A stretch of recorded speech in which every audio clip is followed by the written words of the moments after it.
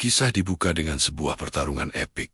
Kondegun berhadapan langsung dengan Park Hee-jin. Duel brutal ini menjadi tontonan yang membuat semua mata menahan napas. Terlihat, sebuah pukulan keras dari Hee-jin mendarat telak di wajah Daegun. Tapi Daegun tak tinggal diam. Hantaman balasannya menghantam dengan kekuatan yang jauh lebih mengerikan. Hantaman itu mengguncang Hee-jin, membuatnya terhuyung mundur beberapa langkah. Dengan cepat Hee-jin berusaha keras menyeimbangkan kembali tubuhnya.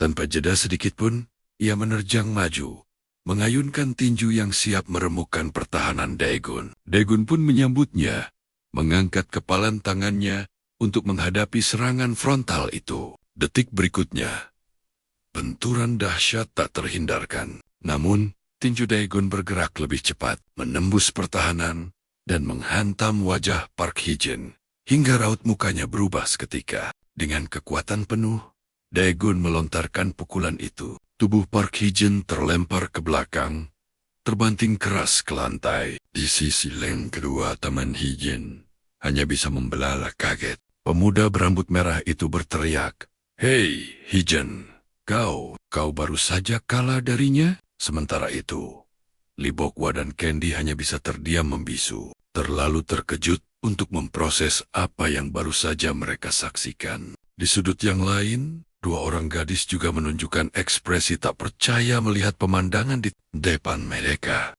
Mereka adalah Kei Hena dan Mo Hyun. Kini, terlihat Park Hee-jin bersusah payah untuk bangkit berdiri. Darah segar mengucur deras dari mulutnya, menjadi saksi bisu betapa dahsyatnya pukulan yang ia terima. Di hadapannya Daegun berdiri tegak dengan tatapan setajam pedang, lalu berkata, "Masih mau lanjut? Bagaimana kalau kita sudahi saja sampai di sini?" Di kejauhan, Candy bergumam tak percaya. Daegun, dia benar-benar berhasil melampaui Park Hee-jin. Mendengar itu Lee Bok-hwa menimpali. Masalahnya bukan karena dia melampaui Hee-jin, tapi bagaimana cara dia melampauinya. Itu benar-benar di luar nalar. Kini Daegun berdiri menjulang di depan Hee-jin yang tertunduk kalah. Daegun kembali berkata, "Sebaiknya kita hentikan ini.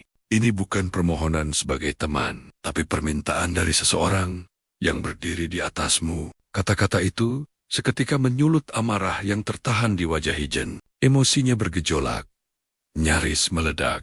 Lalu Daegun kembali bicara dengan senyum tipis yang meremehkan. "Ini adalah perintah." Seketika, adegan berpindah, menyeret kita ke masa lalu, saat Daegun masih duduk di bangku SMP. Pagi itu, Daegun melangkah santai menuju sekolahnya. Kakinya sesekali menendang kerikil di jalanan, seolah sedang mencoba mengusir rasa jenuh yang menggelayut. Tak lama, ia pun tiba di depan gerbang sekolah. Namun tepat pada saat itu, seluruh tubuh Daegun mendadak kaku. Perasaan terkejut menyergapnya, seolah merasakan aura kehadiran sosok yang sangat ia kenal. Dan benar saja, dari kejauhan, terlihat sosok yang selama ini merundungnya, berlari lurus ke arahnya. Begitu jarak mereka terkikis, si perundung itu melompat, mengangkat tangannya tinggi-tinggi, bersiap melayangkan tamparan keras. Akan tetapi, sebelum tangan itu mendarat di kepala Daegun, sebuah kilasan ingatan pahit tiba-tiba muncul di benaknya.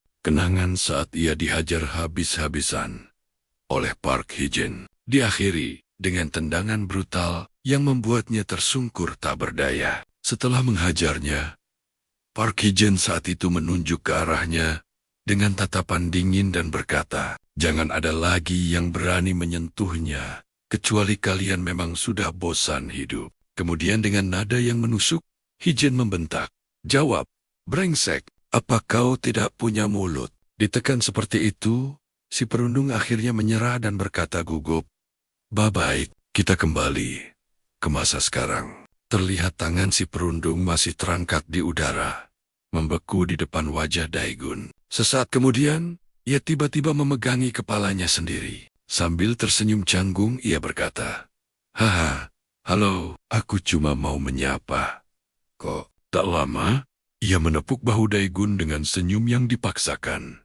Santai saja." "Oke, kalau begitu, ayo kita masuk ke sekolah. Namun tiba-tiba dari belakang terdengar suara Park Hee-jun memanggil. Hei, Kwon Dae-gun, kemari. Hee-jun langsung merangkul Dae-gun dengan akrab dan berkata, Hei, bukankah sudah kubilang kemarin untuk langsung pulang? Di belakang mereka, si perundung memberanikan diri untuk menyapa. Hello, Ehun. Mendengar itu, Hee-jun berhenti sejenak. Ekspresi bingung terpancar di wajahnya. Ia lalu menatap si perundung dan bertanya dengan nada datar. Apa yang kau lihat? Mau bicara? Mendengar pertanyaan menusuk itu, si perundung menjawab dengan suara gemetar. Tidak. Hee-jun balas menatapnya lebih tajam.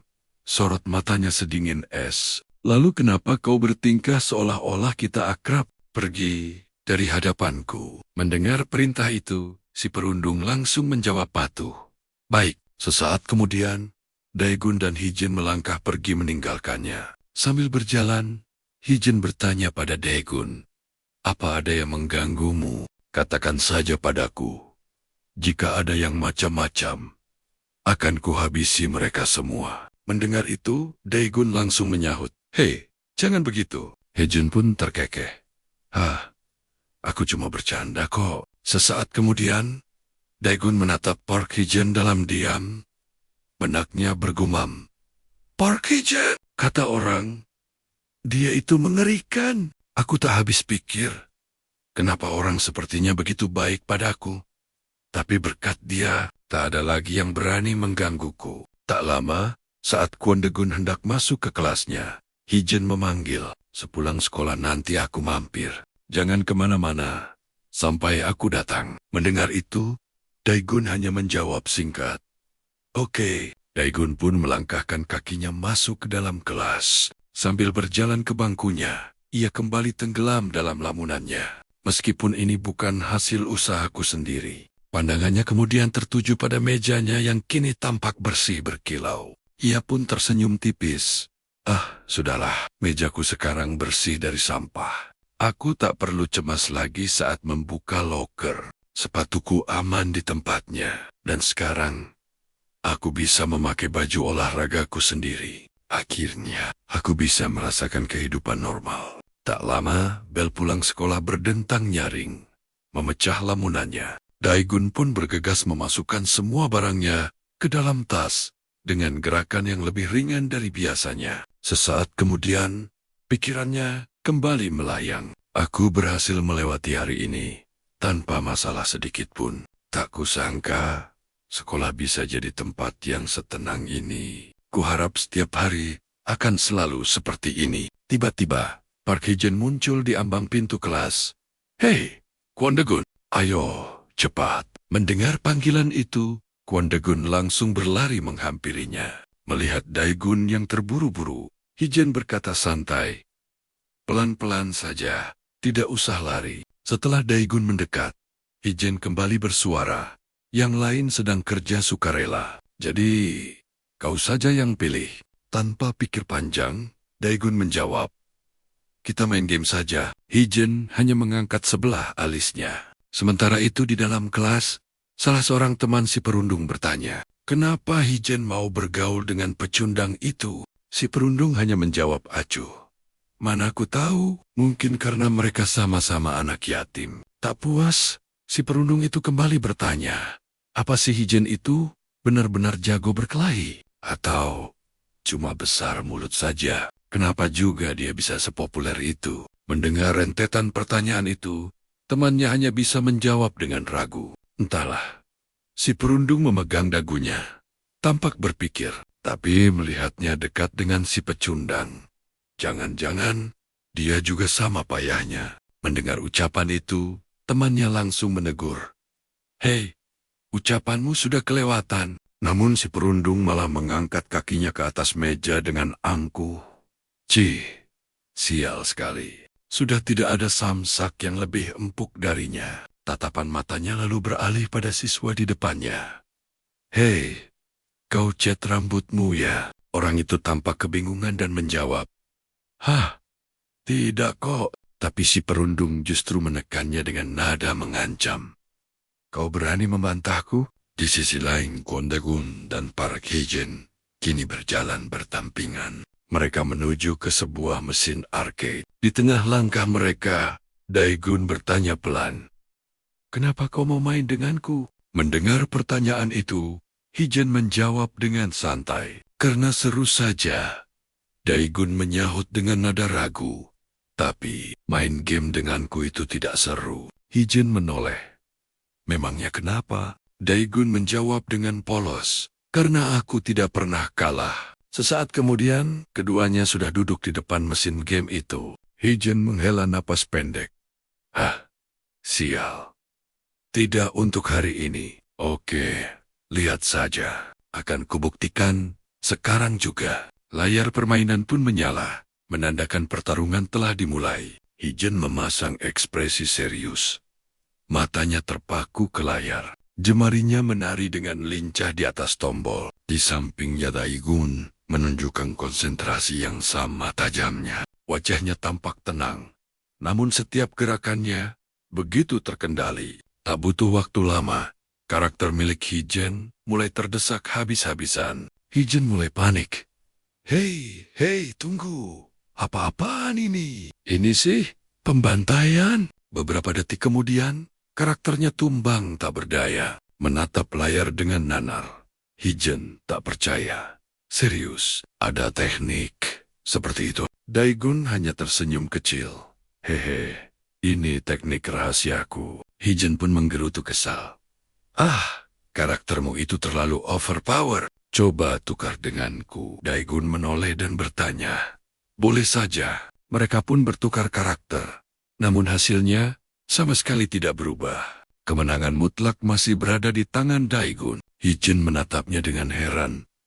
Bung, kenapa setiap karakter yang kau pakai jadi sekuat itu? Akan tetapi, pertanyaan itu seolah tak sampai ke telinga Daegun. Ia terlihat sudah sepenuhnya menyatu dengan permainan.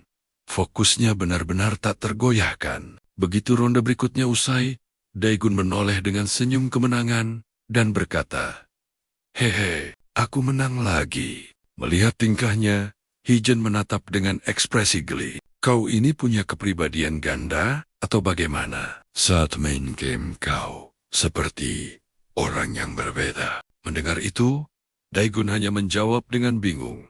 "Benarkah? Aku sama sekali tidak menyadarinya." Hening sejenak. Tatapan Park Hee-jin terkunci pada tangan Daegun, yang masih lekat di stick kontrol. Akhirnya, Hee-jin membuka suara.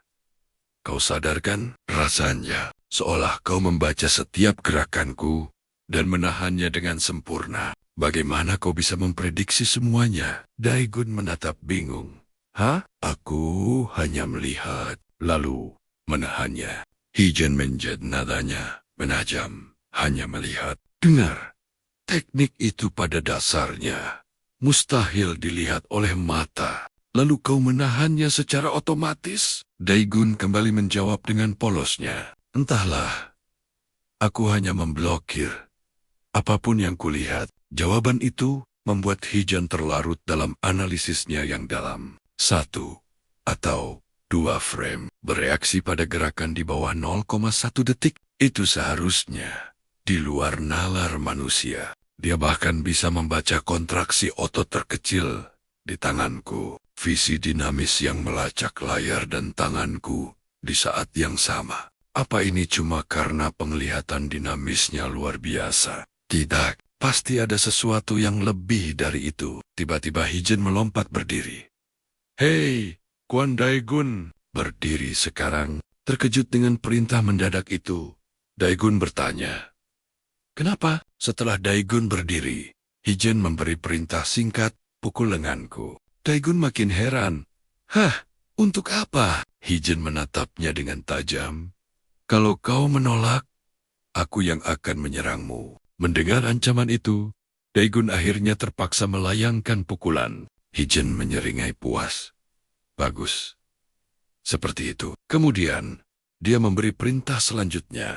Sekarang, menghindar, merunduk. Tanpa berpikir, tubuh Daegun langsung merespons. Refleksnya bergerak, menghindari pukulan Hee-jin yang bersiul tipis di atas kepalanya. Hee-jin langsung memberi instruksi lagi. Oke, hindari yang ini juga. Sekali lagi.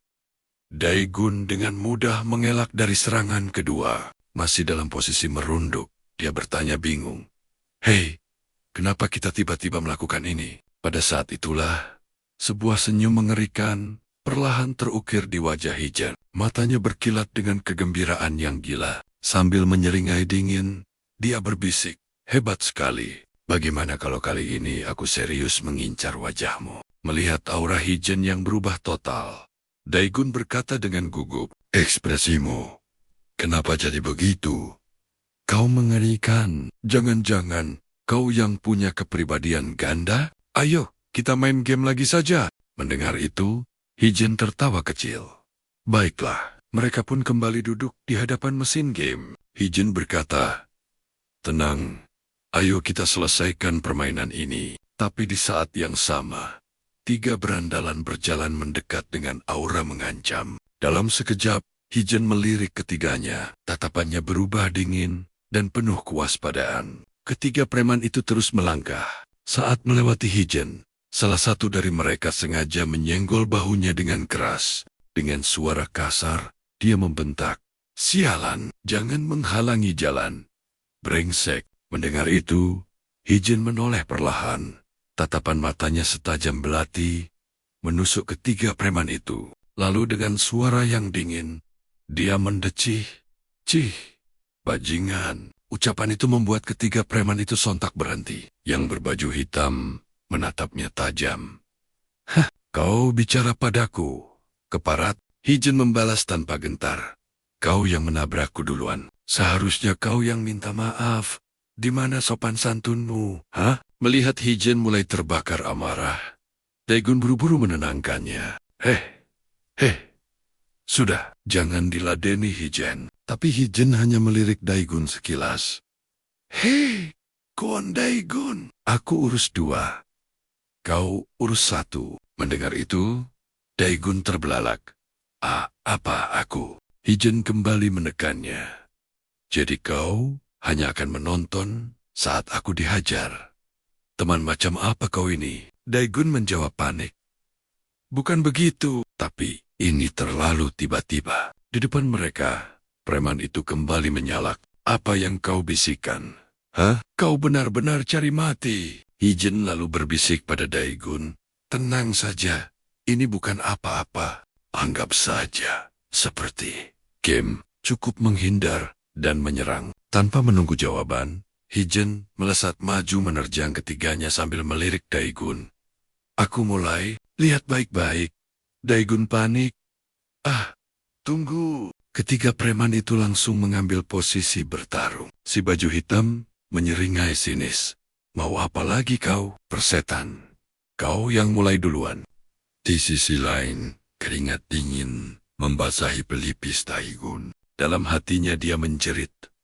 Apa yang harus kulakukan? Hijen maju dengan percaya diri. Namun detik berikutnya, tubuh Hijen justru terlempar ke belakang dan jatuh terkapar tepat di samping Daegun. Pemandangan itu membuatnya syok berat.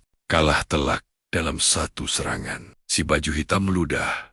Dasar lemah, sikapnya saja yang sok jagoan. Hijen terbaring tak bergerak, seolah tak punya kekuatan lagi untuk bangkit. Kini, hanya Daegun yang tersisa seorang diri. Tangannya terkepal erat, seolah menggenggam sisa-sisa keberaniannya. Melihat itu, si preman berjaket hitam menyeringai licik. Oh, lihat, ada pecundang lagi yang sok berani. Kau benar-benar sudah sinting. Sementara itu, Daegun mencoba menenangkan badai di dalam hatinya. Seperti di game, hindari.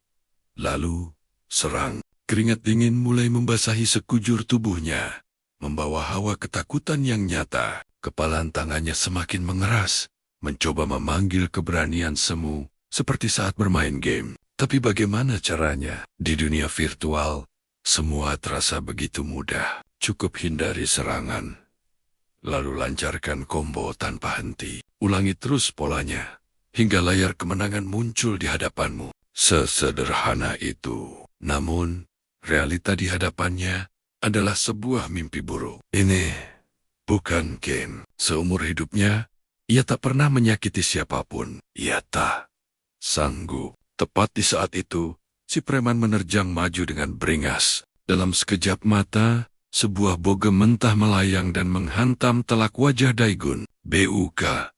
Suara hantaman keras menggema. Tubuh Daigun terlempar ke belakang. Jatuh terkapar tanpa daya di lantai yang dingin. Daigun hanya bisa menunduk.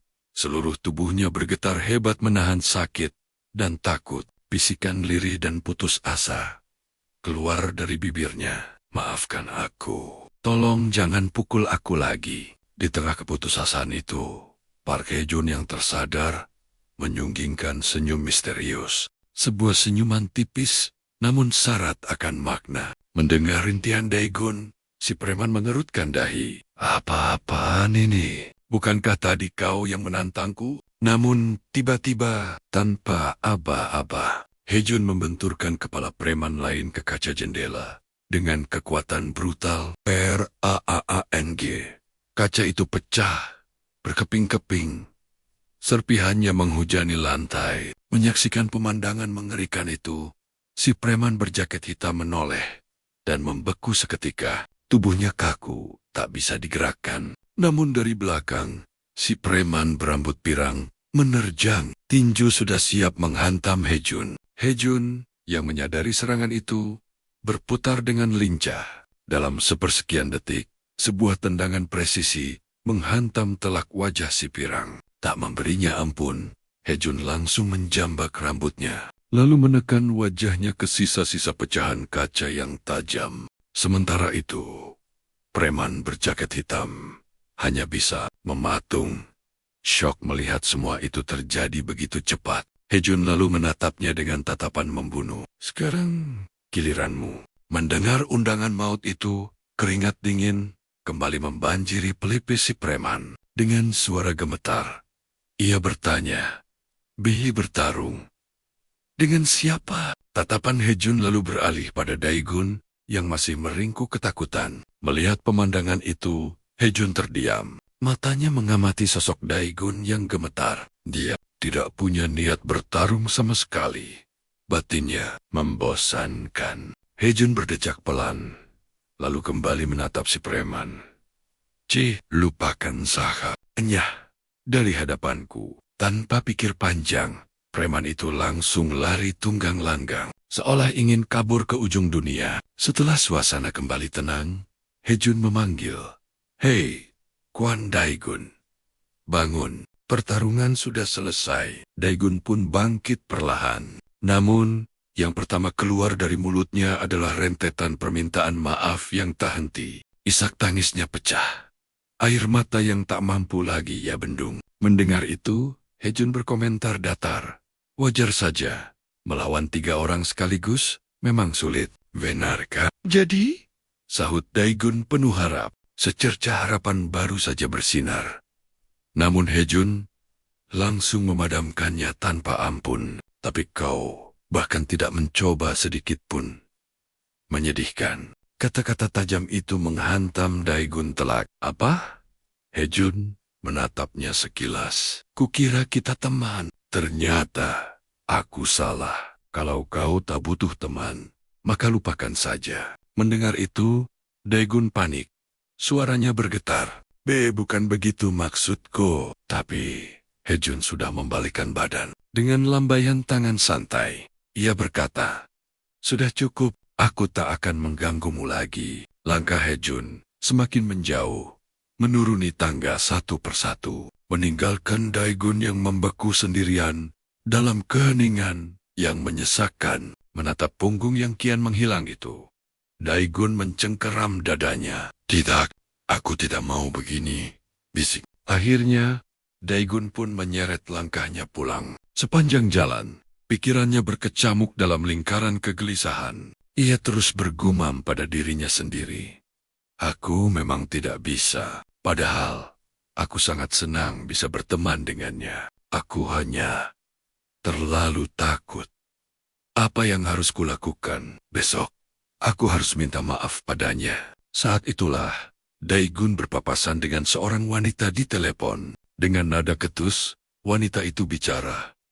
"Sudah kubilang, jangan cerewet. Aku bisa mengurus ini sendirian. Tiba-tiba, wanita itu menutup teleponnya dan menoleh pada Daegun. Hei, kamu, sudah makan? Masih ada sisa makanan tidak? Kau mau ini? Kalau tidak, biar ku buang. Mendengar tawaran itu, api semangat Daegun kembali menyala. Jangan dibuang, biar aku yang habiskan. Sahutnya penuh harap. Wanita itu menjawab acuh tak acuh. Oh begitu, ambil saja. Kalau mau, sudah kutaruh di dekat pintu. Baik, jawab Daegun sigap. Sementara wanita itu masih asyik dengan teleponnya. Panggilannya sepertinya belum berakhir. Sambil lalu, dia berpesan pada Daegun. Rasanya mungkin hambar. Jadi, hangatkan dulu sebelum kau makan. Setelah itu, wanita tersebut kembali tenggelam dalam percakapannya. Terdengar nada kesal dari suaranya. Apalagi maumu? Tunggu. Aku tidak mengerti. Aku hanya mencoba berbuat baik. Obrolan di telepon itu terus berjalan dengan nada yang kian menajam. Kau harus memperlakukannya lebih baik. Dia sudah SMP kelas 2. Bukan anak kecil lagi. Di usianya, sudah seharusnya dia bisa mengurus dirinya sendiri. Wanita itu tiba-tiba melirik Daegun. Benar kan? Kau juga bisa mandiri kan? Pertanyaan itu membuat Daegun membeku. Aku. Tapi wanita itu sudah kehilangan minat. Sudahlah. Lupakan saja. Kumatikan teleponnya. Seusai makan, Daegun kembali larut dalam lamunan yang berat. Hatinya terasa sesak saat ia mengakui. Dia benar. Meski hidup sendiri, aku sama sekali tak berdaya. Kemudian, Daegun melangkah dan berdiri tegak di hadapan cermin. Ia menatap tajam pantulan dirinya, sementara suara hatinya bergemuruh.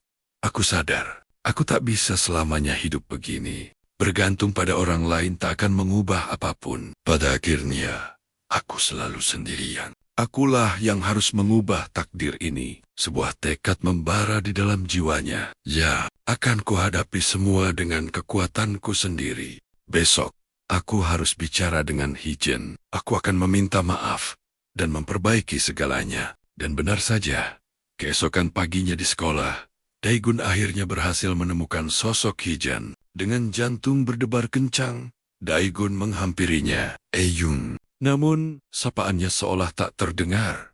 Lenyap ditelan angin. Hijen melemparkan tatapan dingin, lalu merangkul temannya seolah Daegun tak ada di sana. Oi, hari ini mau kemana? Pemandangan itu membuat dunia Daegun runtuh. Hatinya mencelos. Dia mengabaikanku. Tak lama, Daegun tiba di depan kelas 21. Keraguan kembali menyelimuti benaknya saat ia melangkah masuk. Mungkin lebih baik bicara dengannya saat istirahat nanti, batinnya.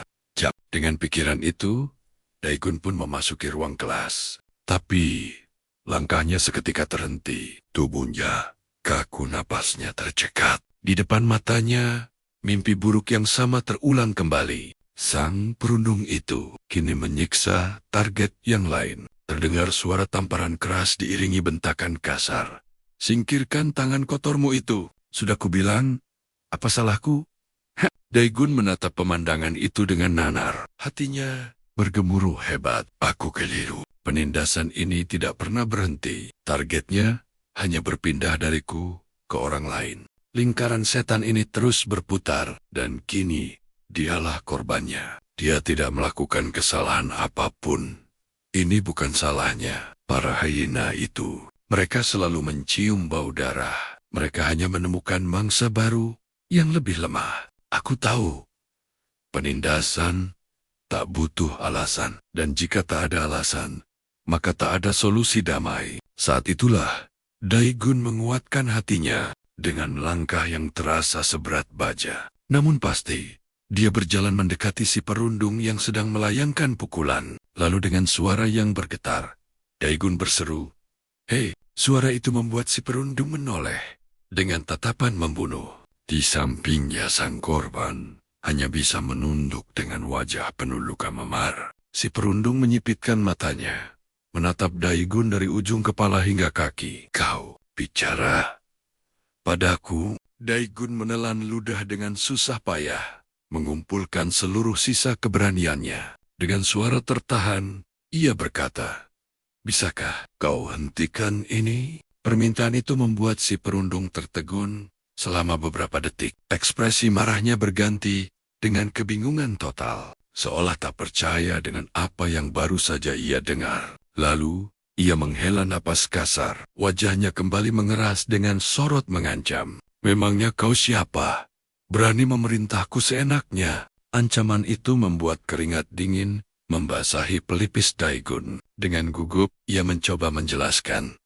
Bukan begitu maksudku." Tapi si perundung langsung menyela dengan nada mengejek. "Lalu, apa maumu? Aku diamkan kau selama ini karena perintah Park Hee-jun. Itu saja alasannya." "Berani-beraninya kau menyuruhku." "Kau itu hanya pecundang lemah." Daigun menggeleng, mencoba menyangkal. "Ini bukan perintah banyak bacot," bentak si perundung. "Kalau bukan karena Hee-jun, kau sudah." Ucapannya terputus di tengah jalan. Tiba-tiba, sesosok bayangan muncul di ambang pintu. "Itu Park Hee-jun. Park Hee-jun." Kehadirannya seketika membuat suasana tegang di kelas menjadi beku. Dengan nada dingin yang khas, Hee-jun bertanya pada semua orang di sana, "Sedang apa kalian?" Mendengar suara dingin itu, si perundung tersentak. Refleks memegangi bahunya dengan gugup.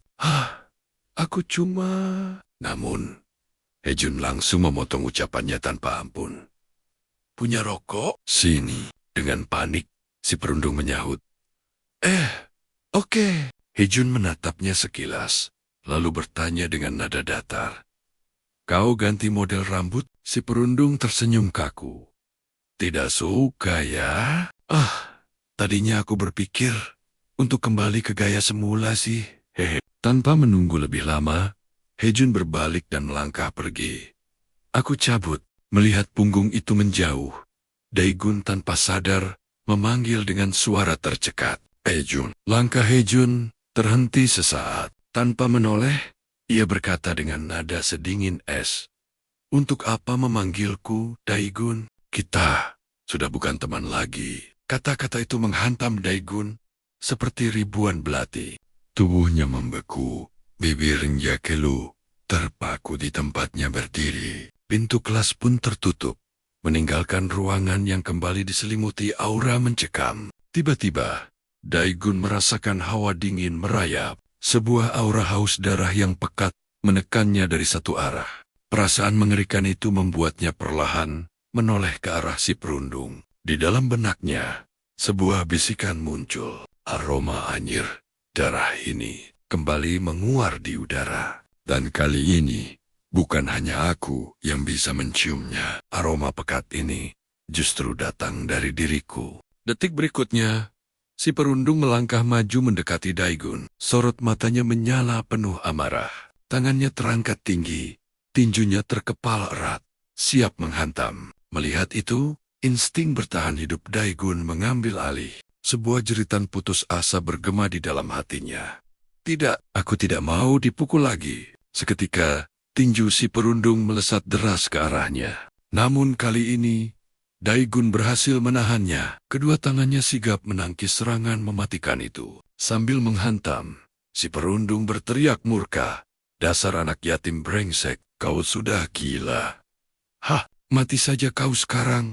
Tak berhenti di sana, si perundung kembali mengangkat tinjunya. Emosinya kini telah mencapai puncak. "Dengan seluruh kekuatanku, akan kubuat hidupmu serasa di neraka. Bersiaplah kau." Bogem mentah itu kembali melayang dengan brutal. Tapi sekali lagi, serangan ganas itu berhasil ditangkis oleh Daigun menggunakan kedua lengannya. Sambil menahan gempuran yang menghujaninya tanpa henti, Daigun kembali berbisik dalam relung jiwanya. "Mungkin kesadaranku sudah hilang setelah dihajar separah ini. Aku bahkan tak ingat lagi apa yang terjadi. Tapi satu perasaan ini begitu nyata. Perasaan menjadi seorang mangsa. Perasaan menjalani hidup hanya untuk menjadi buruan orang lain. Aku tidak bisa hidup seperti ini lagi." Namun tubuhnya terus menerima pukulan bertubi-tubi dari si perundung. Badannya terguncang hebat oleh setiap hantaman yang mendarat tanpa ampun. Belum cukup,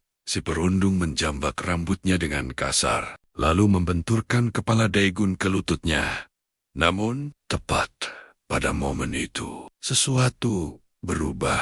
Otak Daegun berdenyut hebat, seolah dihantam gelombang kejut tak kasat mata. Jantungnya berdebar menggila, lebih cepat dan lebih kuat dari sebelumnya. Bersamaan dengan itu, seberkas cahaya baru seakan terlahir dari dalam dirinya. Detik berikutnya, tanpa peringatan, Daegun melesatkan sebuah pukulan telak tepat ke wajah si perundung. Hantaman itu begitu dahsyat hingga membuat wajah si perundung remuk seketika oleh dampaknya. Darah segar muncrat saat tubuhnya terpental jauh ke belakang. Sambil melayangkan tinju itu, Daegun mengukir tekad baru di hatinya. Aku tak akan lagi hidup sebagai mangsa. Tubuh si perundung melayang sesaat sebelum terhempas keras ke lantai. Pemandangan itu membuat seluruh isi kelas membisu. Keterkejutan membekukan atmosfer dalam sekejap. Kemudian, dengan napas yang masih memburu namun tatapan mata yang kini dipenuhi ketegasan membara, Daegun kembali bergumam pada dirinya sendiri.